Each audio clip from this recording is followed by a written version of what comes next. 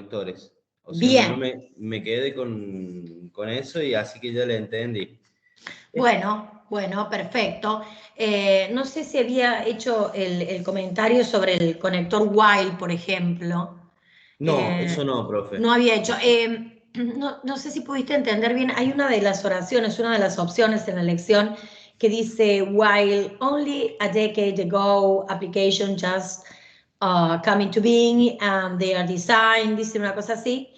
Y ahí el while daba opciones como adversativo, como concesivo, como una cosa así, y no me acuerdo si estaba la de adversativo, seguro estaba la de concesivo, y si se fijan en el foro, un alumno posteó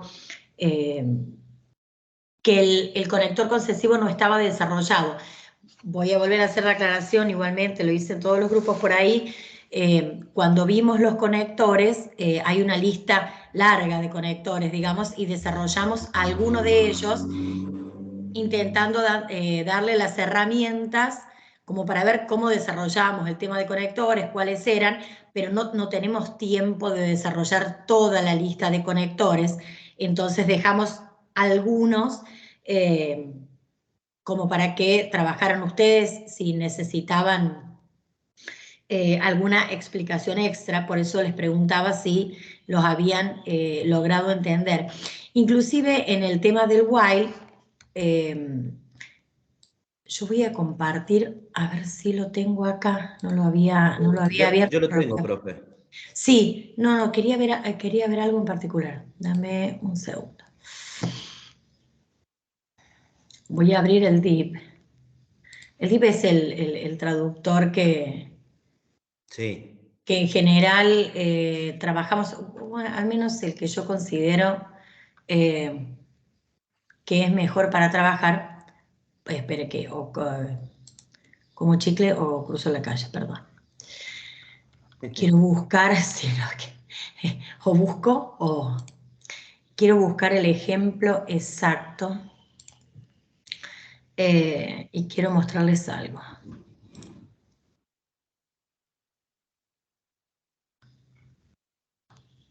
A ver.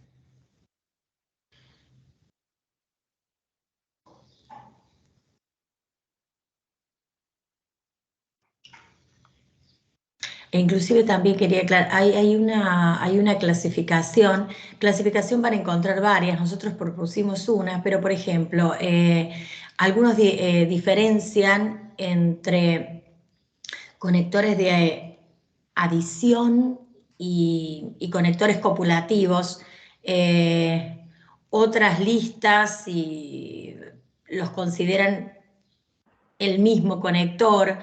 En esta hace la diferencia tomando en cuenta que los conectores copulativos solo se aplican a los verbos copulativos. Sí, te escucho. No se ve, ¿no? O sea, no sé si No, todavía no. Ahí voy. No dije nada, perdón. No.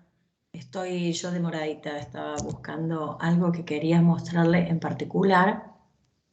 Ahí está, ahora sí. Ahora sí voy a ir a compartir.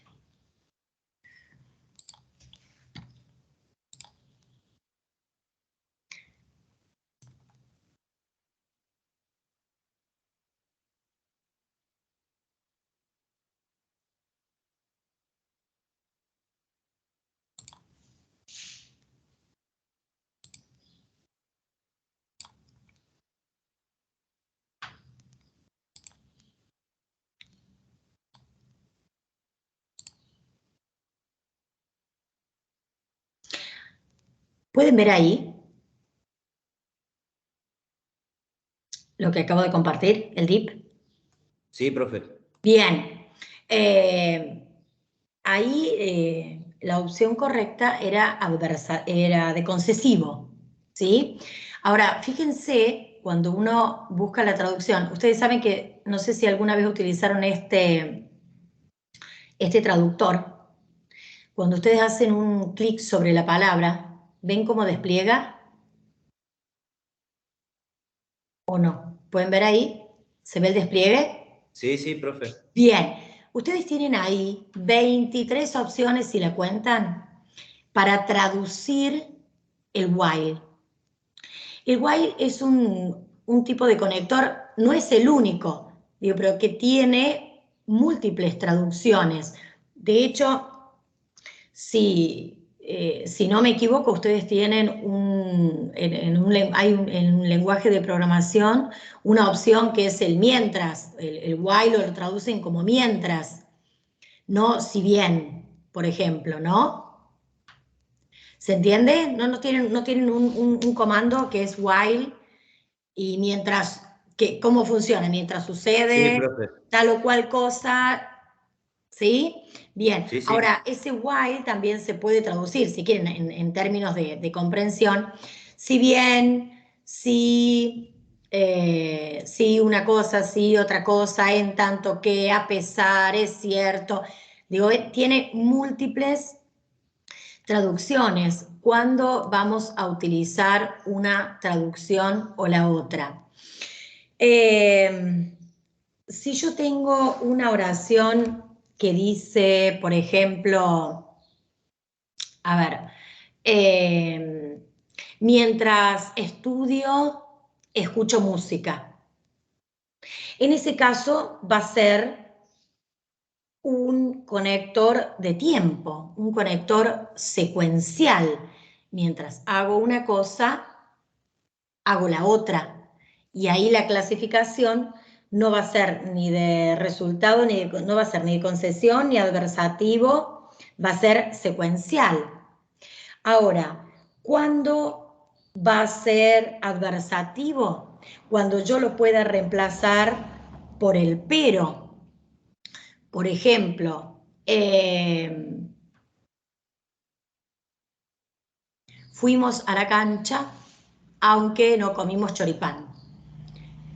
No muy brillante el ejemplo, ¿no? Pero bueno, digamos, yo puedo decir, fuimos a la cancha, pero no comimos choripán.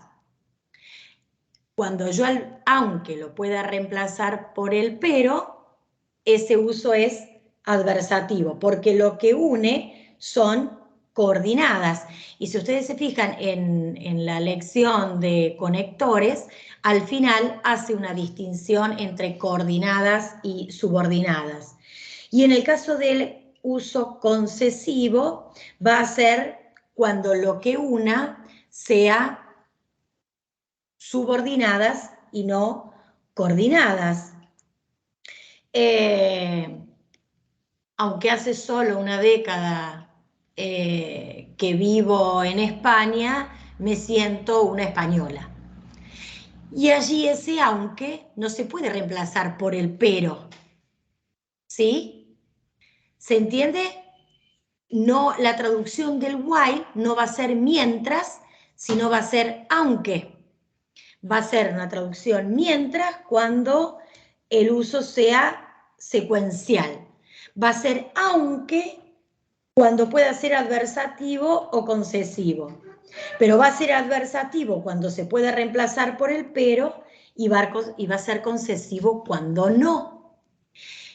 Esos detalles por ahí son un poco elevados, por eso no hacemos toda esa distinción todo el tiempo, o no vamos tan finito, pero es cierto que a veces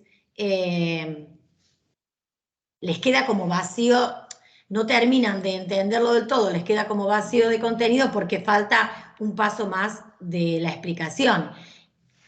E intentamos darle todas las explicaciones que necesiten, por supuesto, para entender el tema, pero tratamos de buscar un equilibrio entre no irnos demasiado específicos, ¿sí? Pero bueno, por ahí pasa con algún ejercicio en particular que cuando empiezan a analizar la lengua, cuando empiezan a comprender o empiezan a desgranarla, claro, les falta un pasito más. Y por eso ese tipo de consulta y vale la aclaración. Lo que no estoy tan seguro es que hayan entendido en la parte de conectores la explicación entre coordinadas y subordinadas. Por eso pregunto y solo me quiero quedar tranquila que sepan que eso, al menos que hayan entendido lo que quiere decir ahí, que tiene una explicación bastante escueta, pero bueno, siempre en aras de no irnos o intentar no irnos tan profundo en la especificidad, sino más bien en las herramientas que con nosotros consideramos que serían suficientes, pero que nosotros consideremos que sea suficiente no significa que lo sean. Por eso la pregunta, no sé si se entiende. O es muy temprano y me estoy embarullando mucho. Sí, profe, sí se entiende. Sí, bien, todo el mundo sabe lo que es la diferencia entre una coordinada y subordinada. Digo, como para tener en claro la última parte de la explicación de conectores. ¿Sí, no, más o menos? Sí, profe. Bien, perfecto. Dicho esto, entonces, avanzamos con el próximo tema a desarrollar, que es voz pasiva. ¿Cuál es la diferencia entre voz pasiva y voz activa? Clave para aprender esto, ¿no? Mientras comparto y busco la lección. Ustedes me dicen si se ve y los escucho.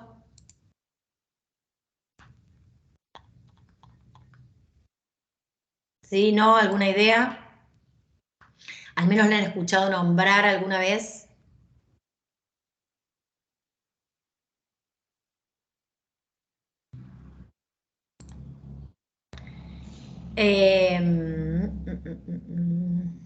La voz activa y la voz pasiva. La voz activa o una oración o una frase en voz activa es aquella en la que el sujeto que practica la acción se evidencia. Hablamos de sujeto, si quieren, una persona o un sujeto gramatical, ¿no? Por ejemplo, Van Gogh pintó un cuadro. El alumno realizó la evaluación de proceso. Eso es voz activa. Hay un sujeto que realiza una acción, un sujeto físico, un sujeto gramatical, ¿no? Cualquiera de los dos. Él realizó la acción, ahí tengo un sujeto gramatical. Me gusta el pollo, o me gusta esto. No es un sujeto específicamente que esté haciendo algo, digo, ¿no? Por eso hago la distinción. Un sujeto que realiza la acción también puede ser un sujeto gramatical. Ahora, en la voz pasiva, el sujeto es quien recibe la acción. Por eso, cuidado con la definición de la palabra sujeto, ¿sí? No estamos hablando de un hombre o una mujer o un grupo de personas, ¿sí? Hablamos de sujeto gramatical principalmente. Entonces, yo puedo decir, el cuadro fue pintado por Van Gogh. Y el sujeto de esa oración, en voz pasiva, va a ser el cuadro. No va a ser Van Gogh. Se entiende, ¿no? Esto de que no es el sujeto que realiza la acción, sino que es la persona. Es gramatical. Entonces, un ejemplo en inglés sería The film was made by Eric Rohmer. ¿Sí? Esta película fue hecha por Eric Rohmer. En la voz activa sería Eric Rohmer hizo, realizó, filmó la película, el film. ¿Estamos de acuerdo? ¿Se entiende cuál es la diferencia entre la voz activa y la voz pasiva? De hecho, podemos ir un paso más allá y decir que el sujeto de la voz pasiva es el objeto de la voz activa. En tanto entiendan el análisis gramatical, ¿no? Sintáctico. Cuando yo digo Van Gogh pintó un cuadro, Van Gogh es el sujeto, pintó un cuadro es el predicado, pintó es el núcleo, un cuadro es el objeto directo. Ese objeto directo de la voz activa pasa a ser el sujeto gramatical de la voz pasiva. Un cuadro fue pintado por Van Gogh. ¿Me siguen ahí?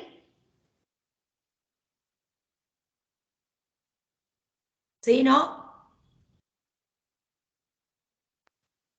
Sí. Bien. ¿Cuándo se usa la voz pasiva en inglés?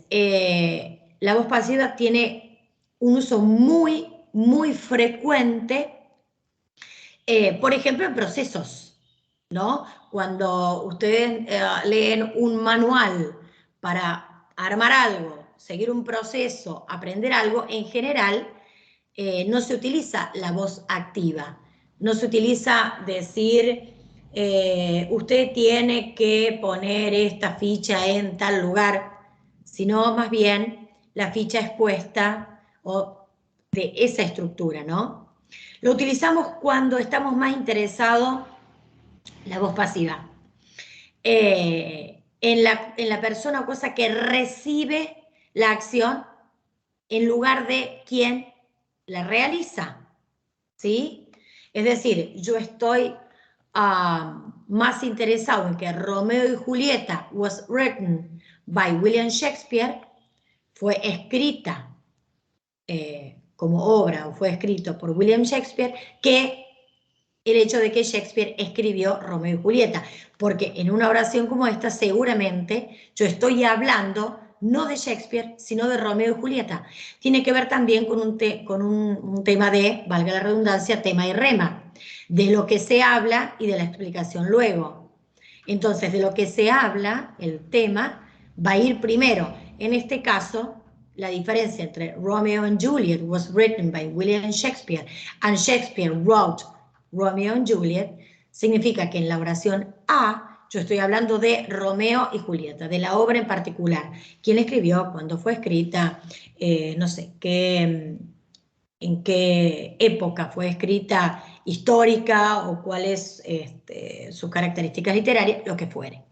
En el caso de B, yo estoy más interesado en Shakespeare, cuándo nació, qué escribió, como dramaturgo, bla, bla, bla, ¿no? En ese caso, cuando estoy más interesado en el objeto, de nuevo, objeto gramatical, objeto que puede ser una cosa o una persona, que recibe la acción y no quien la realiza, utilizo la voz pasiva. También utilizo la voz pasiva cuando el agente, y así se le llama a quien realiza la acción, el agente es obvio, ¿no? Por ejemplo, he was arrested last night. Él fue arrestado anoche. Pero no decimos la policía lo arrestó o él fue arrestado por la policía. Bueno, es obvio quién más comete o hace arrestos o lleva a cabo arrestos que si no es la policía. Entonces, cuando el agente que realiza la acción es obvia, en general se utiliza la voz pasiva. He was arrested last night. Cuando describimos procesos, lo primero que les mencioné, y queremos mantener el carácter impersonal. Chocolate eggs are made with milk and cocoa. The mixture is then poured into molds. Es decir, los huevos de chocolate se hacen con leche y cacao, después se vierte la mezcla en moldes. ¿Quién lo hace realmente no nos interesa? ¿Sí? Por ende se utiliza la voz pasiva, donde la acción es lo que nos importa y no quién la lleva a cabo. Y en general, en los procesos, para armar algo, para diseñar algo, para seguir las instrucciones, se utiliza la voz pasiva. No necesitamos saber quién, qué, o poner siempre él, ella, ellos. Digo, no tiene sentido. Otro uso importante, que lo suele hacer más bien, digamos, el periodismo, este uso no tiene que ver tanto con los procesos, que es allí donde ustedes la van a utilizar o donde van a encontrar ejemplos más claros, tomando en cuenta el campo en el que trabajan. El uso en particular tiene que ver con esto, no lo de describir procesos. Pero bueno, también deben saber que uno de sus usos lo hace principalmente el periodismo o lo hacemos nosotros en castellano cuando decimos la ventana se rompió. Bueno, la ventana no se rompió sola, yo rompí la ventana, pero utilizo esta voz pasiva, impersonal, para evitar asumir la responsabilidad de que yo rompí la ventana, ¿sí? O, por ejemplo, smoking is not permitted, no se permite fumar. digo, lo que en realidad significa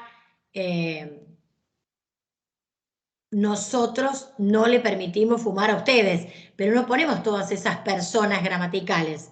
Simplemente decimos no se permite tal o cual cosa, ¿no? O cuando en una reunión nadie quiere culpar a otro directamente, entonces para esas indirectas se utiliza la voz pasiva, ¿no? Se cometieron errores. Mistakes were made. Y no decimos vos cometiste los errores. Bueno, se cometieron errores, ¿no? ¿Quién los cometió? Bueno, por ahí todos sabemos y nadie quiere culpar a nadie en particular. Entonces, para hacer ese uso de hablar de manera indirecta, también se utiliza la voz pasiva.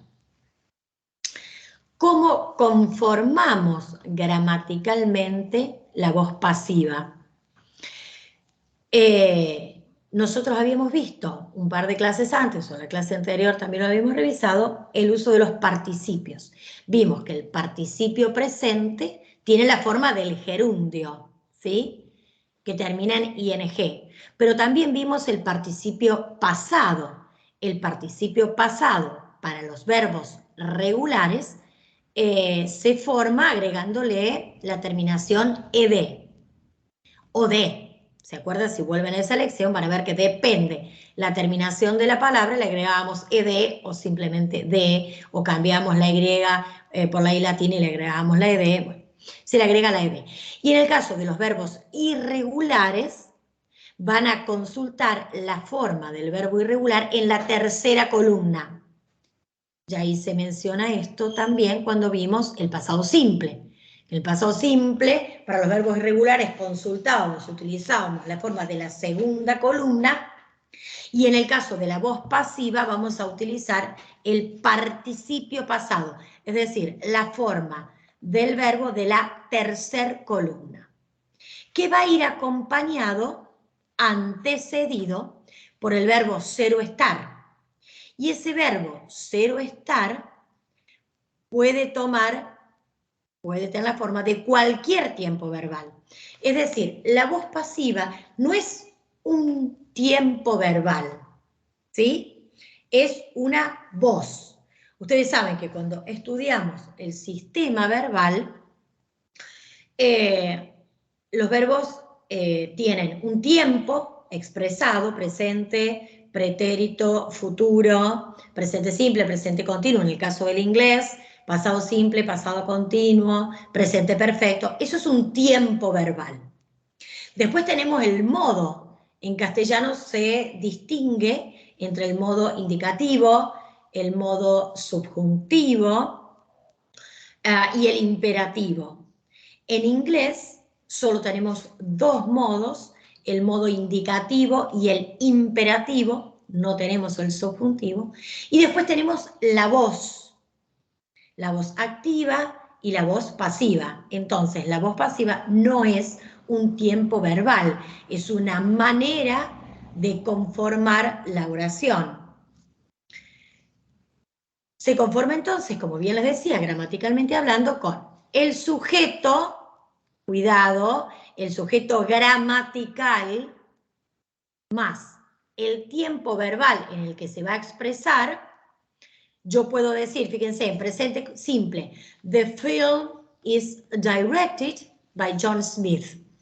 Y lo traduzco como la película está dirigida. Ahora, puedo utilizar voz pasiva en presente continuo. The film is being directed. La película está siendo dirigida. Y fíjense que tienen dos veces el verbo ser o estar. Por un lado, el is, que nos marca la estructura del presente. Y el being, que ese presente es además continuo.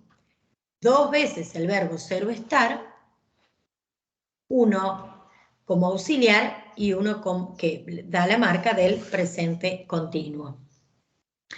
Siempre el verbo principal, es decir, que va a hacer referencia a la acción que se realiza, está en pasado participio. Si fuese regular, como es el caso de directed, le agregamos la ed.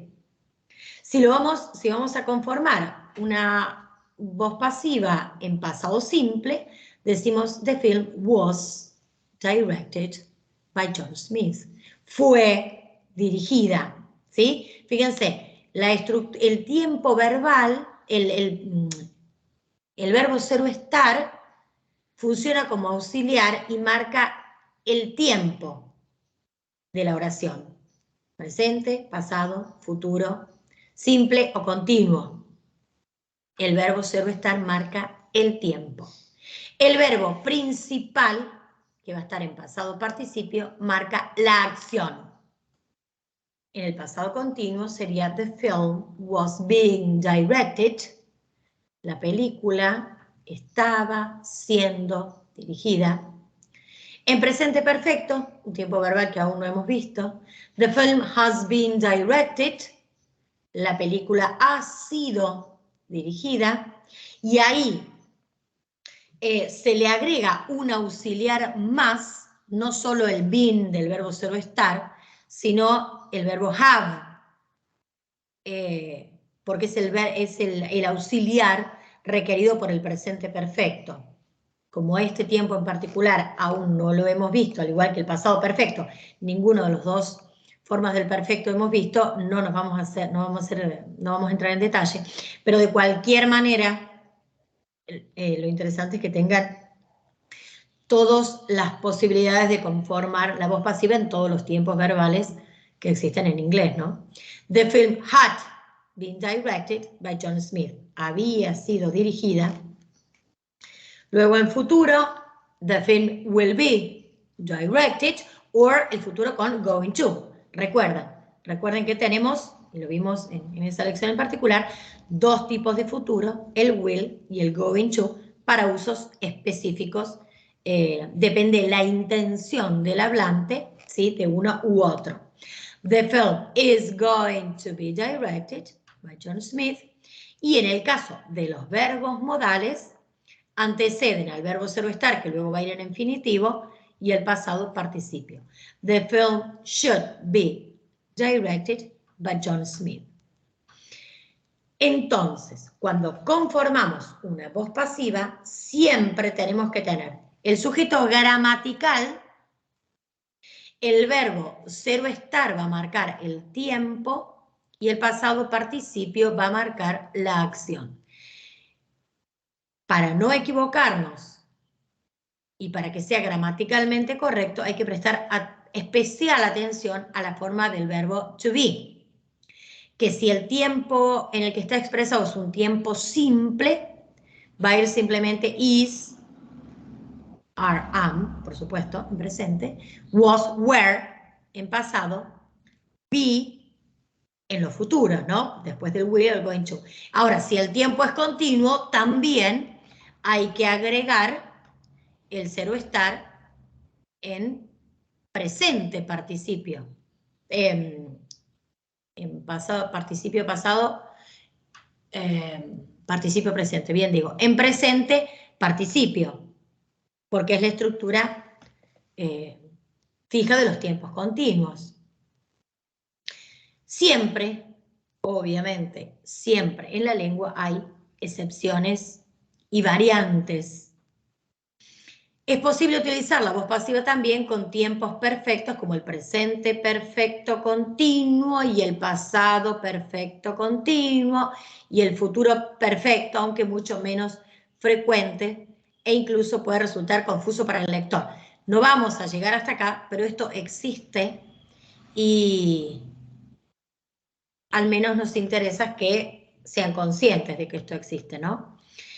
The hotel had been, fíjense, hay una, se pronuncia muy similar, pero no es igual. The hotel had been built for over 3 years.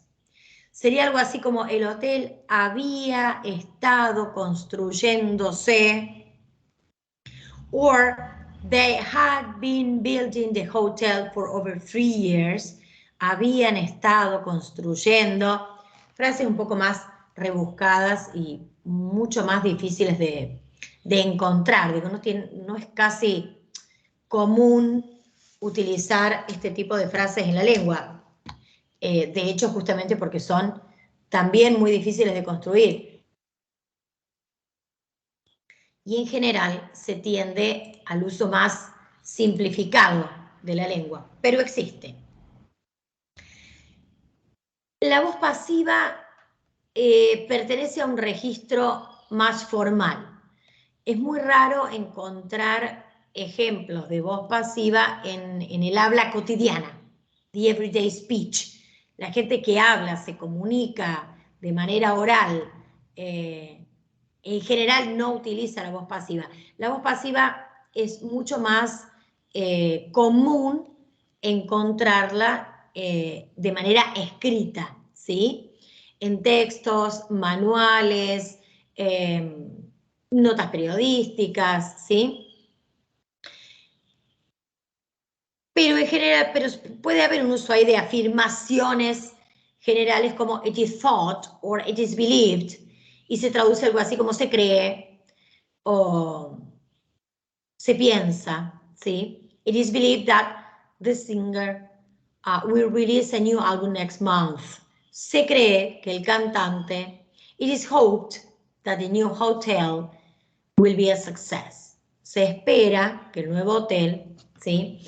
Pero es muy raro que alguien se sienta a hablar con un amigo y diga se espera que el nuevo hotel o se cree que el cantante. Digo, esto es más bien de corte formal o periodístico, ¿no? Cuando se utiliza de manera más informal y es más difícil de detectar, ¿no? I need to get my hair cut. Tengo que cortarme el pelo. Pero ahí el get, ¿sí? Se utiliza en lugar del verbo to be. No deja de ser un caso de voz pasiva. To get something done. De nuevo, no vamos a ir tan específico, pero nos interesa al menos que tengan una idea general, ¿sí? Vamos a ir al uso más bien más común de la voz pasiva. ¿Cómo transformamos una oración de voz activa a voz pasiva? Lo que les decía recién, el objeto de la oración activa pasa a ser el sujeto de la voz pasiva. Y el verbo principal, el tiempo verbal del verbo principal, lo va a llevar el verbo to be, que se va a agregar a la voz activa. Y el verbo principal de la voz activa va a tener la forma del participio pasado, ¿sí? Ahora, vale la aclaración. Es importante remarcar que el verbo de la voz activa debe ser obligatoriamente un verbo transitivo. ¿Y qué quiere decir esto? Que no toda oración activa puede ser transformada a oración pasiva.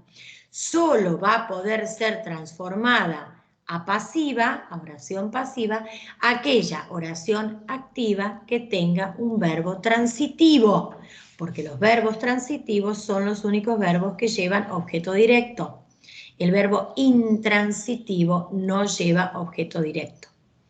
Esto que parece un trabalengua, se entiende, por ejemplo, si yo digo, yo pinté un cuadro, voz activa. Yo sujeto, pinté núcleo, un cuadro, el objeto. Al haber un objeto, yo sé que el verbo pintar es un verbo transitivo. Esa oración yo la puedo pasar a voz pasiva. El cuadro fue pintado por mí. Ahora fíjense en un verbo intransitivo como el verbo morir, por ejemplo. Yo digo, Luis murió de cáncer. Yo no tengo objeto allí y no puedo decir el cáncer fue muerto por Luis, digo, no puedo hacer esa transformación. O digo, Luis murió. No puedo pasarlo a voz pasiva. No tengo un objeto que me vaya a servir a mí como sujeto de la voz pasiva. ¿Sí? Entonces, aquellas oraciones que tienen verbos intransitivos, el verbo llegar, yo llegué, pero después no puedo ponerle un objeto porque yo llegué a casa sería un complemento circunstancial. No tengo manera, no tengo un objeto para transformarlo en mi sujeto de la voz pasiva. Y si queremos hacer mención a un agente, a una persona, a aquel que realiza la acción, tiene que ir precedido por la preposición by, ¿sí? Por ejemplo, my father waters the plants, es decir, mi padre riega las plantas. Las plantas va a ser el objeto de la oración activa, que se va a transformar en el sujeto de la oración pasiva. The plants are watered. Y si le quiero poner por mi padre, en lugar de decir las plantas son regadas, le quiero agregar por quién, porque es interesante, es importante, es necesario, le antecedo la preposición by. The plants are watered by my father. Y ahí tienen el cuadro de lo que les acabo de explicar. My father waters the plants. The plants are watered by my father. Y fíjense que waters está en presente simple y al ser tercera persona del singular lleva la S.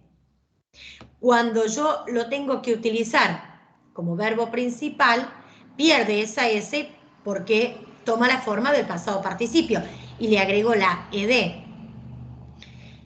Y le antecedo la forma correcta del verbo ser o estar, como the plants es un we, es un plural, o un they, digo un they sería más que un we, un they, es un plural, la forma correcta del verbo ser o estar en presente para el plural es are.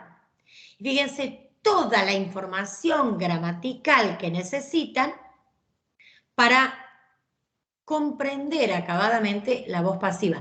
Lo que pasa muchas veces con la voz pasiva es que con el tiempo uno va desarrollando una cierta práctica, intuición, digamos, ¿no? Para conformarla. Pero solemos cometer algunos errores a la hora de conjugar o de elegir la forma correcta para el verbo ser o estar. Otro error muy común es cambiar de tiempo verbal. Es decir, yo tengo en presente my father waters the plants y cuando lo tengo que pasar a voz pasiva, digo the plants were watered by my father.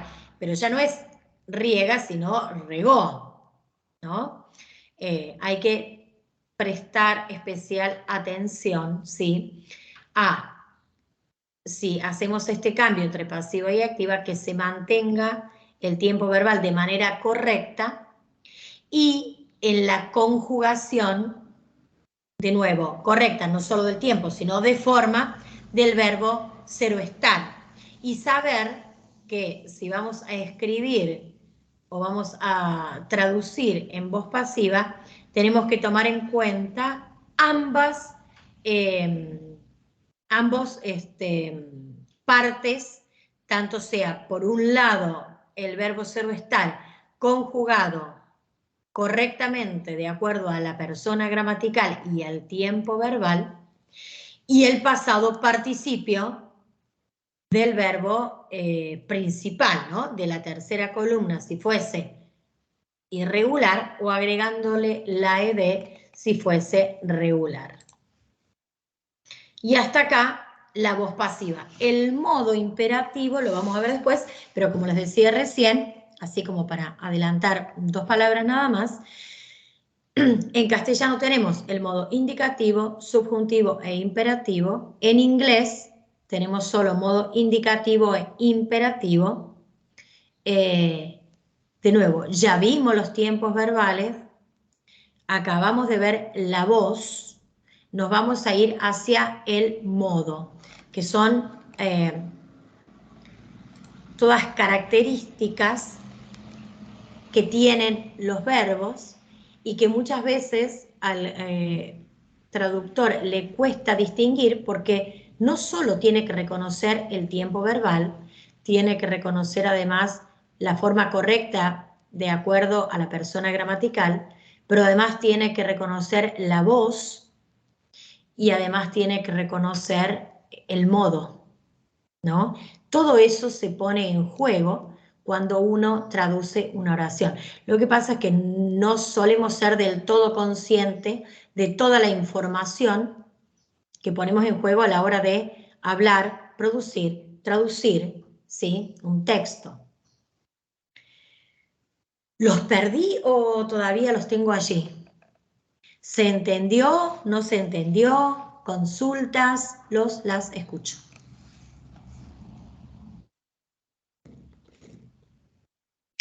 Mientras me tomo un mate, ¿no? ¿Siguen ahí? ¿No están? ¿No están más? Yo sí, profe. Ahí están, bueno. ¿Y por qué están tan en silencio? ¿Se entendió o no se entendió? Más o menos. No, sí, profe.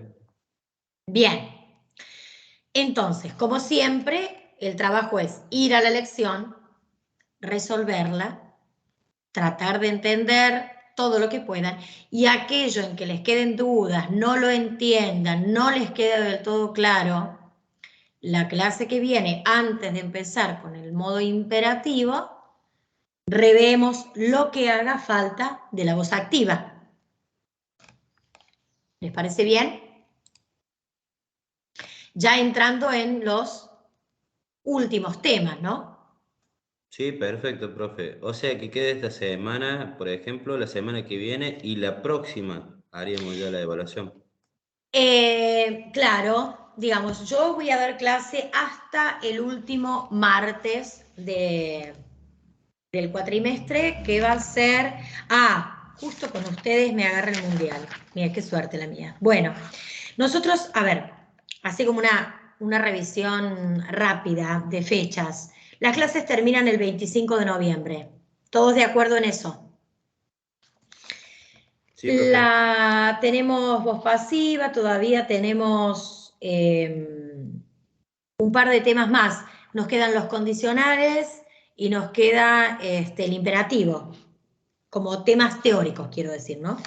Tenemos la clase del 25, la clase del 1 de noviembre, y si no recuerdo mal, el 8, la semana del 7 de noviembre, digamos, ¿no? Lo que correspondería a la clase del 8, esa semana está la evaluación de proceso 4.